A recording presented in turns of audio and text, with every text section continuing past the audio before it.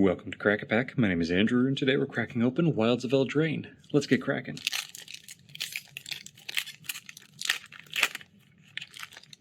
Our first card today is a rat token, followed by Plains Far Land. Then we have a foil stockpiling celebrant. Next we have Hardened Scales, borderless, for our enchanting tales. And Hardened Scales for a green is an enchantment that reads, if one or more +1 counters would be put on a creature you control, that many +1/+1/+1 counters are put on it instead. So this is an amazing enchantment for +1 counter synergies, strategies where it's just letting you pump that much faster. And getting this along with something like the Ozolith so that anytime a creature's dying, all those counters are put on the Ozolith, and then the Ozolith lets you move counters off of it.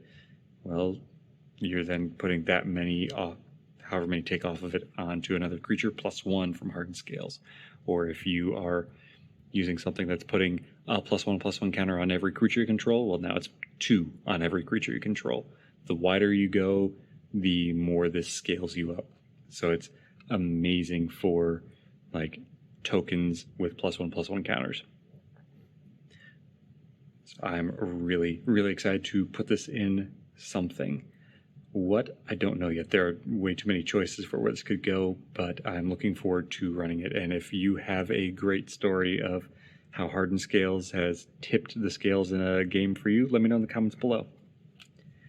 Next we have Virtue of Strength, which for 5 green is an enchantment that reads, if you tap a basic land for mana, it produces 3 times as much of that mana instead. And then it also has an adventure sorcery, Garenbrig Growth, which for a green reads, return target creature or land from your graveyard to your hand. Okay, so I really like the sorcery on here. For a green, getting to return a creature or land from your graveyard to your hand is amazing rate, and not something you often see in green is getting creature like recursion, creature reanimation like this.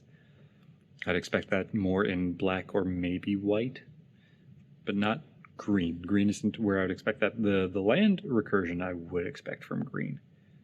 But yeah, that sorcery is great. The enchantment, 7 mana to make it so that if you tap a basic for mana, it produces 3 times as much instead. That falls so flat.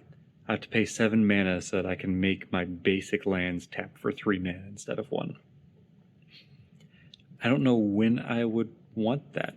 By the time I can cast Virtue of Strength for 7 mana, I should be pretty well set on mana. I shouldn't need to triple the amount of mana I'm producing unless I'm in some really obscure like deck where I'm running multiple X spells and need to cast 2 or 3 of them in a turn.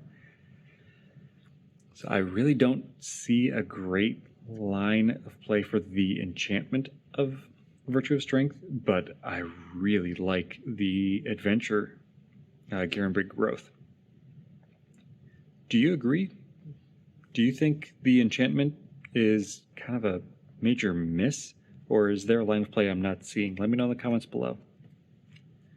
Next we have Up the Beanstalk, Disdainful Stroke, Cursed Courtier, Ginger Brute, Slumbering Keepguard, Troublemaker Oof, Minecart Daredevil, Verdant Outrider, Stingblade Assassin, Obira's Attendants, and Ariet's Whispers to round out the pack. Now for today's Pack 1 Pick 1.